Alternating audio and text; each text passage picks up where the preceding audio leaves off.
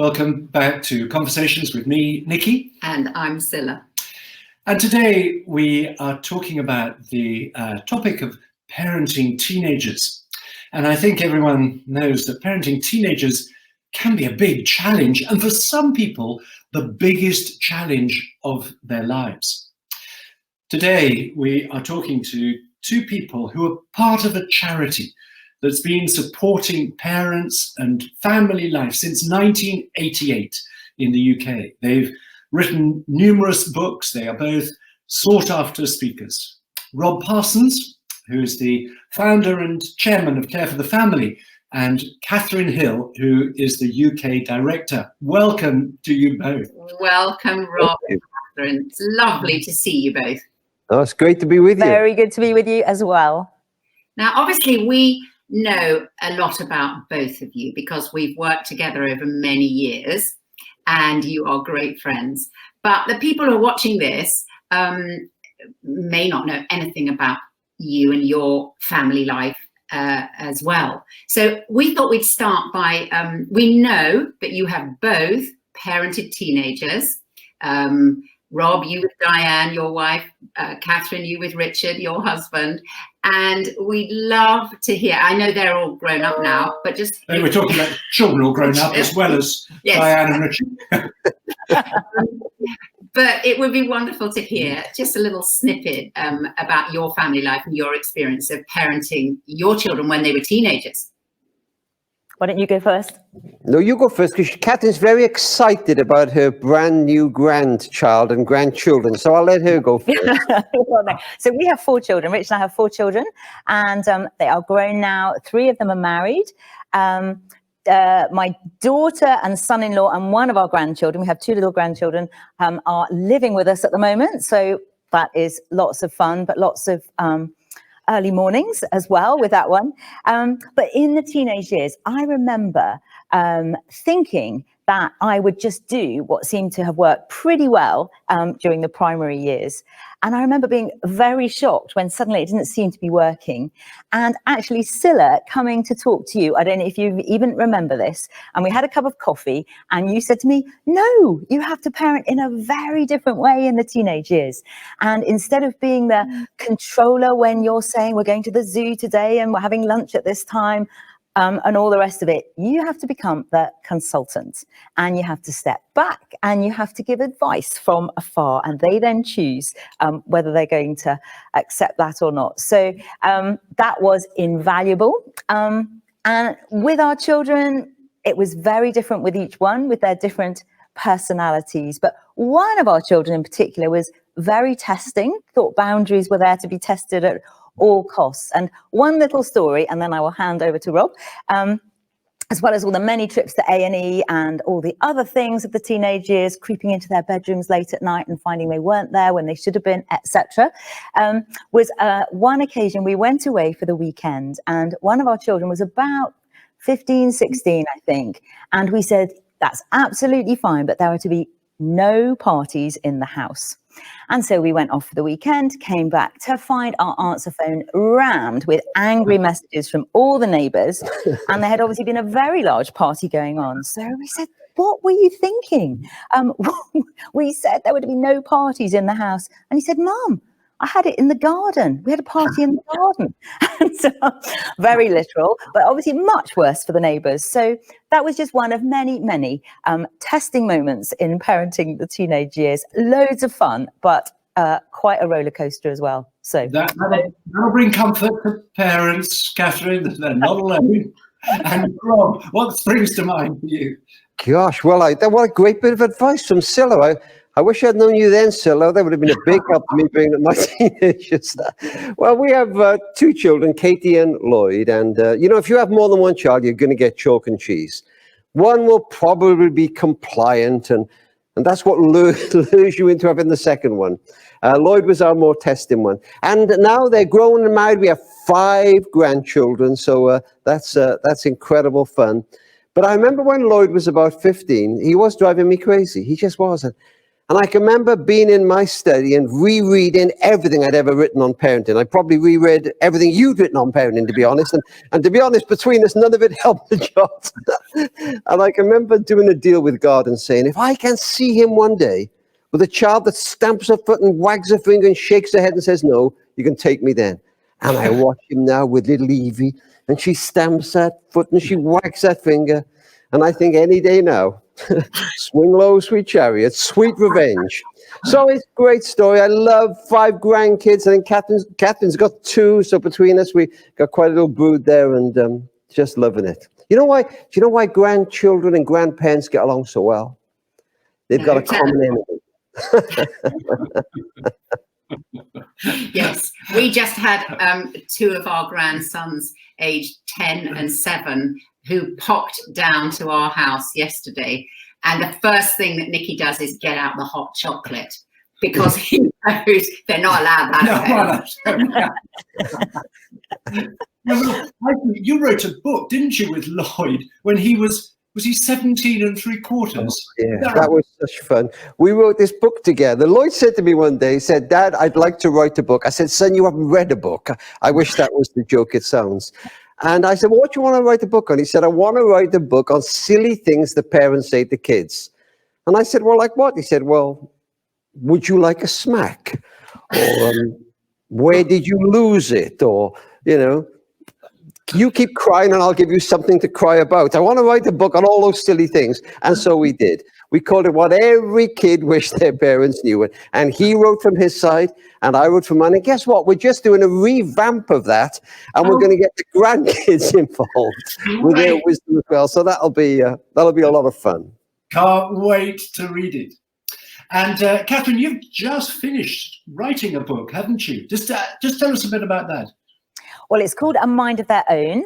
And the idea is to equip parents, I think particularly in the teenage years, but it's never too early to start, to build emotional resilience in their children's lives. And some of the messaging that we can give to our children that will help build that emotional resilience, because so many of our teens in particular are struggling with anxiety and other mental health issues. So this is an attempt to be upstream and to really equip parents to know the kind of things, you know, allowing them to struggle, telling them it's okay to fail, coming alongside, listening, spending time, the kind of standard parenting stuff, but some extra bits as well in terms of how to build resilience. Yeah. Now, this is especially relevant, of course, in this season that we're all living through with the COVID-19 pandemic.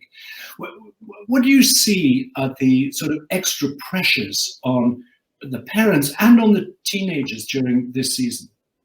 I think, it's the big picture worries of things like climate change. You know, there's Black Lives Matter, there's their concerns about the future, will I get a job? And then add to that a global pandemic. But then in the home, just at the stage when our teenagers are trying to establish their identity away from us, their parents, that's what they're meant to be doing in the teenage years, which is why it can be a bit of a struggle.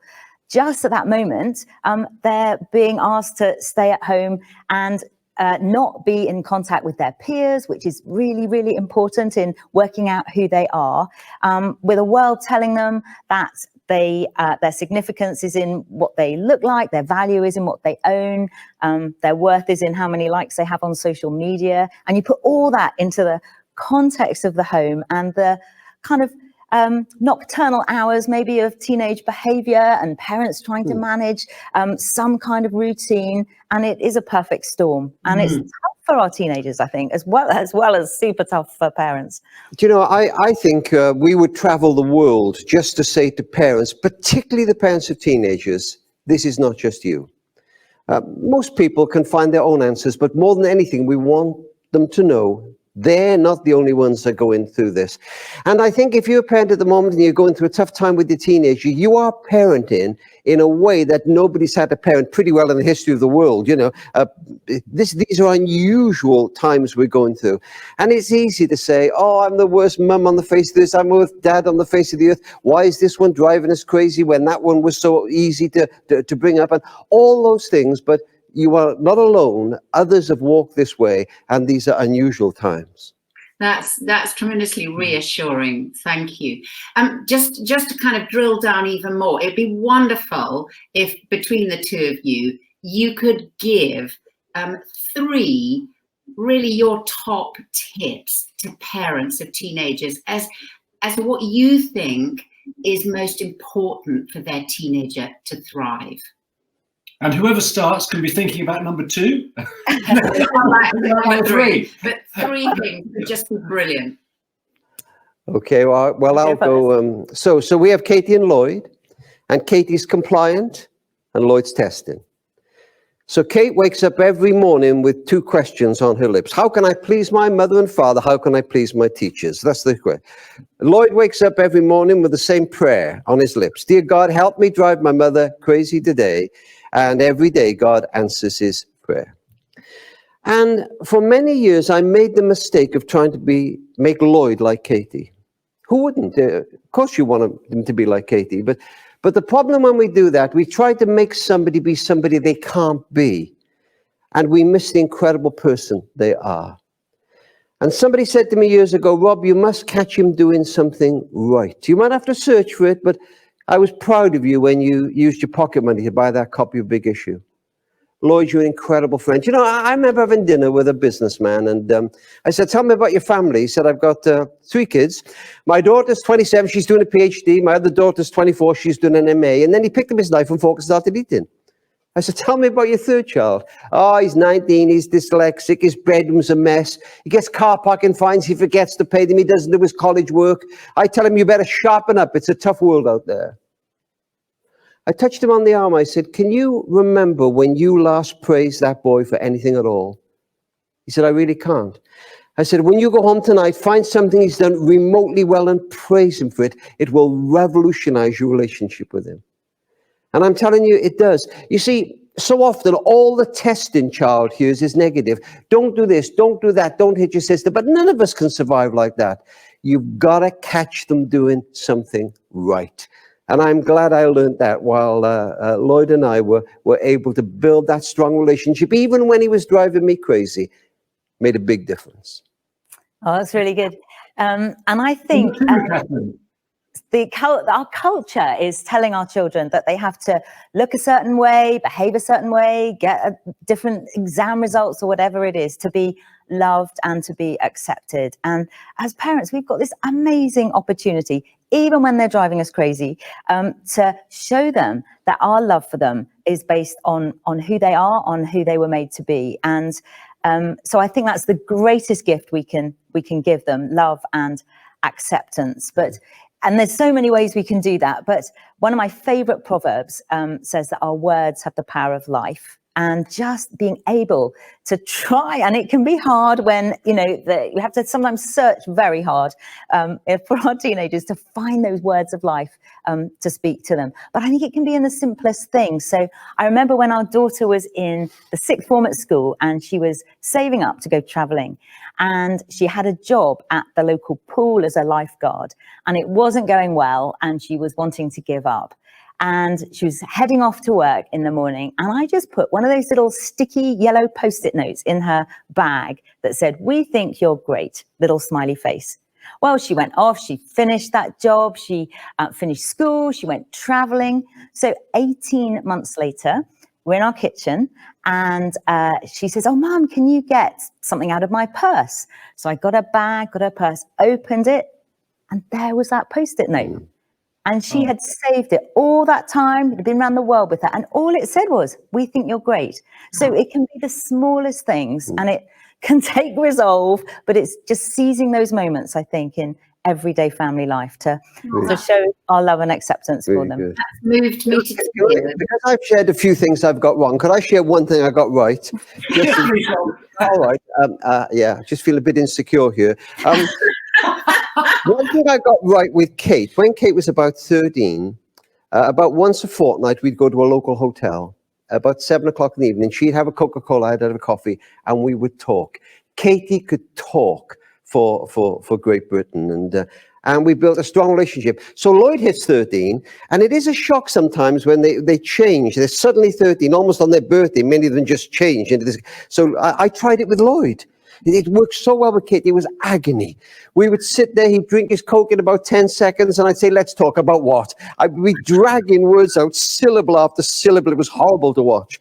And I almost gave up. And then I found a hotel with a pool table in it.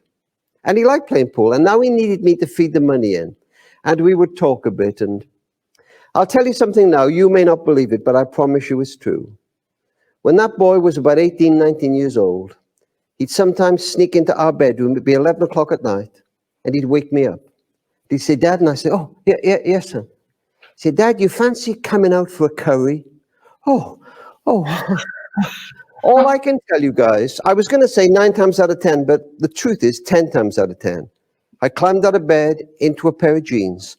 I've eaten chicken tikka masala at 1 o'clock in the morning more times than you've had cooked dinners. Because sometimes you have to grab conversation when you can. And I would say to those parents who have a child that just grunts at them and is rude to them sometimes, oh, don't let them be rude to you, but persevere. And the time you put in, those efforts you put in, they come back. You know, the really annoying thing about having grown children, I don't know if Catherine would agree, it's to hear them giving their friends advice that you gave them as though they just thought of it. Suddenly they're experts. Lord, he's a far stricter father than I ever was. Thank you. Now, some people who are listening to this will be parenting on their own. They'll have teenagers, and everything you say is just so valuable. It's gold. But there'll be some who are parenting as a couple. And sometimes, you know, the issues of parenting teenagers can cause difficulty between the couple within a marriage. What would your advice be for parents? How do they stay together? How do they stay united in parenting their teenagers? You. Should we go first on that? Oh, it's so hard, I think, because certainly when we were bringing up R4, I would be strict on something, and then Richard would seem to be undermining that, or the other way round. I think, why is he making such a big deal about this thing? So I think giving each other a bit of slack, being able to understand what else is going on in our lives. So maybe just at the moment, we're having a really difficult time in the workplace or financially or whatever the issue is. And so I'm trying to carve out time and deciding to be on the same page, at least in front of the teenagers, I think makes a really, really big difference, because it gives them security. If they know that they can't play one off against the other, that isn't just about a boundary thing, it is about security. So I would say, as far as possible, try and do that. And if you're parenting on your own, get as much support from friends as you can. Yeah, I remember when I wrote my book on teenagers, I did some research, and I was having dinner one night with a professor of psychology from Oxford. And we were talking about this business of being together in it, and how one partner sometimes is easier. And Diane would sometimes say to me, Rob, it drives me crazy when I discipline them and then you come home and you're their best mates. And this professor said this to me. He said, the problem many parents have, Rob, is they want to be their kid's best friend. And he said it's a mistake. They might end up being their best friend, but don't have that as an aim. Because parents have to say and do things that best friends are not prepared to do and say. Parents have to be prepared to take knocks in the popularity stakes. They have to be prepared to say no. And sometimes I think one of the partners is desperate to be their best friend. And it's a bit of a mistake, I think. You've got to be together in it. Even if you don't agree, at least in front of the kids, have that united front. Mm. Thank you. Now, to kind of come back to something you've mentioned, which is that anybody parenting teenagers right now is parenting in a very sort of unprecedented situation. And I would say that has become more and more so since the internet has become so available for any and everybody. And screens have become more important to young people than we could ever have imagined. And especially in this sort of circumstance of restrictions and lockdown, you know, and people being in their home 24/7.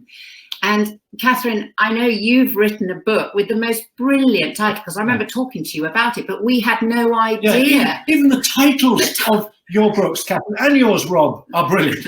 Learn the content. The title of your book, Left to Their Own Devices, I mean, it could not be more pertinent for a time such as this. And I'd love you to shed some wisdom and some help, very practical help, for parents on how do we help our teenagers to manage screens, because of course they are very, very important, but it's how to manage them and how to cope with them. Well, I'd love to do that. I think, well, one mum wrote to us a couple of years ago and she said, it just gets harder and harder. I wish the iPhone had never been invented. But it has been invented. And as you just said, Scilla, the digital age, there's advantages and it is here to stay. So I think, first of all, just acknowledging the huge advantages that there are for our young people in order to be able to connect with their friends, in establishing their identity away from us, their parents, enabling them to connect with people across the miles. I mean, all the things that we know about that are huge advantages of the digital age. But nevertheless, it comes with massive challenges as well. And many, many parents of teenagers, I think, really struggle, first of all, with the amount of time that our children are spent sort of glued to a glowing screen. But also there's three different areas we talk about, all beginning with C, actually. So the first one is contact. So who is it that they're talking to? The whole issue of grooming. Second one is conduct. So how they're behaving online, the issue of the whole selfie culture, and then bullying. You know, in our day, we often say that the school bullies stayed in the school playground at the end of the day. But for today's teenager, the bully follows them home through the smartphone in their pocket, you know, as they eat their tea, as they do their homework, and as it just pings under the duvet at night. So it's 24/7 for them. And then thirdly is content. What is it that they're seeing online?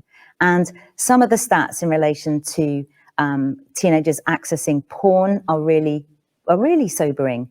And it doesn't have to be that way. You know, the average age of coming across porn is 11 years old, and they don't intend to look for it. The right filters aren't there, and it all comes in at them. So that's not to alarm parents, because most parents will know that this is an issue in the home. But I think just briefly we say, number one, there are boundaries that we can put in place, just as we put boundaries in place in every other area of family life. We can put boundaries in place. And one really great way to do this is through something called a family media agreement.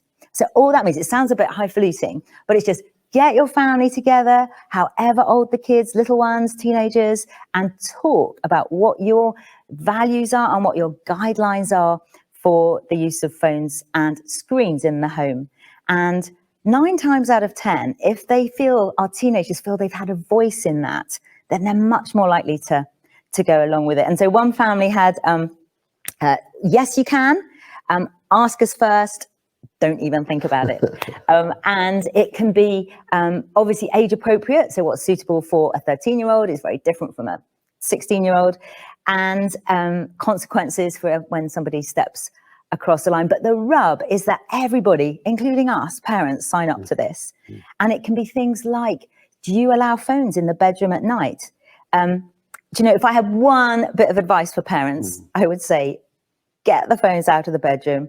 And your teenagers will say, but Mom, Dad, it's my alarm clock. So you say, buy them an alarm clock. They may not know these things exist, but they can be bought very cheaply. So it can be how much time on screens, what kind of social media platforms are you okay with them being on? The world's your oyster, really, in what do they do if they come across something that is unsettling or scary, all these things. And some people write it down, other people just talking about it is enough. And you can make it a fun evening, get snacks and drinks and a thing that you can do together. So that would be number one in terms of putting those boundaries in place in the home. But the truth is, they're going to be somewhere where we're not there. Friends who don't have those protections on their phones. And one little phrase is that our children, our teenagers, are only as safe as the least protected child that they know. And so ultimately, our job as parents is to equip them to deal with the digital age in a way when we're not there, and to put those values in their lives so they know how to say no, so they know how to make wise decisions. The book of Proverbs talks about wisdom protecting us, and if we in all the different ways we've talked about already, we can be giving wisdom to our children in this area. So that would be my little summary. We know there's lots more invaluable advice in that book, left to their own devices. Rob, we and you brought our teenagers up before iPhones were a thing, which is very different now. But from what you've observed, what would you say to parents today? I tell you what we found when we began to research this whole area, and Catherine put all this research in before she wrote her book, was this, that the greatest problem actually aren't often the children, but the parents themselves, is that they're constantly on the mobile phones. And we spoke to endless children, really, who were saying, I run out of school and I got a painting and mum's on her phone, or I'm trying to get her attention. And, I was watching television with Diane the other night, and I was kind of doing an email on my phone. And she said to me, well, what are you doing? I said, I'm not. She said, you're not with me, are you? And lots of children say that. Now, we say this, that values aren't so much taught as caught. And Catherine's got this great idea in her book where the whole family charge their phones together downstairs at night. So even the parents have to plug their phones in and say, we're with you in this. So I honestly believe that half the problem, more than that, is the way we use phones and what they're picking up from us. And no doubt this business that Catherine said of the bedroom is absolutely vital. We got friends who are teachers, and they're saying kids are turning up in school, they are shattered. They've been up half the night. You have both dedicated your lives to supporting family life, to supporting couples, to supporting parents. You write. We've talked about some of that. You travel when there aren't restrictions. In fact, your traveling schedule, your speaking schedule, when we look at it, is just amazing. And we know you do this out of a passion in your own hearts. We'd love you just to talk for a moment about why you do it, and what place does your own Christian faith make in motivating you to keep doing this work and giving this support. Do you want to go first? Okay, well, the truth is, Nick and Scilla, that we, like you, we've written loads of books on this stuff and spoken to millions of people on it, but when it comes to their own children, there are no experts. Just people trying to get their own kids through as best they can. And sometimes people have said to me, I do have a faith in God, and they say, you know what, Rob, your faith in God is a crutch. And I sometimes say, well, perhaps you're right. But I wasn't meant to make it on my own. I was meant to lean on him. And there are many times I've knelt and I felt a failure as a father, but I've come and said, Heavenly Father, I need your wisdom. I'm not bright enough, I'm not clever enough to get through this myself. I need you. And to be honest, Diane and I, every day we come and we pray for our kids, and we'll do that until we die. We've given it our best shot. So although there'll be all kinds of people listening, all faiths, no faiths, I understand that. For me, it's been an integral part of life and parenting. That great sense of being able to tap in to that wisdom. A friend of mine once wrote a book called Parenting is Not for Cowards. And boy, is that true. And the Bible has a little phrase in it that says, if you lack wisdom, you can ask God. And time again, Dan and I have held hands in the dark, sometimes crying. It's 1 o'clock in the morning. Where is he? Was meant to be home. Lord, grant us wisdom. Help us in that. So for me, big part of it. Yeah, Rob, I would. Go on. No, I just want to interject here to say one of the things I heard you say many, many, many years ago, well before our kids, well, they were very small, was, we all need help. It's just as you we've described. And the best place to go with all the help we need for our children is to put them into the hands of God. Yeah. His hands are the best hands, the safest hands, the strongest hands, the wisest hands. And that's what we did. And it was absolutely And it inspired. stayed with us. Yeah, all it through really the stayed with years, us. bringing up our children. Yeah. Catherine, what about you? Well, I would echo really every single word Rob has just spoken, in that at Care for the Family, that's what gets us out of bed in the morning, and we're a Christian organisation, and we long to put kingdom principles into families. You know, the Bible says that God puts the lonely in families, and there is just so much wisdom in the Bible that is, you know, for every parent. But I think for me personally, and for Richard and I, again, there have been so many times, particularly in the teenage years, when we've just felt, where else is there to go? There really is nowhere else to go but to pray and to ask God to help us when the solutions that the world give just don't seem to be there. And I think if COVID has taught me anything, I think the illusion that I'm in control of my life, that's just gone. And actually, what better place to come then than to the feet of Jesus, to know that he actually has it in his hands, and he has our teenagers in his hands. And where they are now in the teenage years is not the finished story either. So hanging on to that bigger perspective. So that would be mine, I think. Rob and Catherine, thank you so much for talking to us today, and thank you for all the care that you've given for families up and down our land over so many years. Thank you, both of you. It's lovely to talk to you. Thank you. Thank you. Bye-bye. Bye. Bye.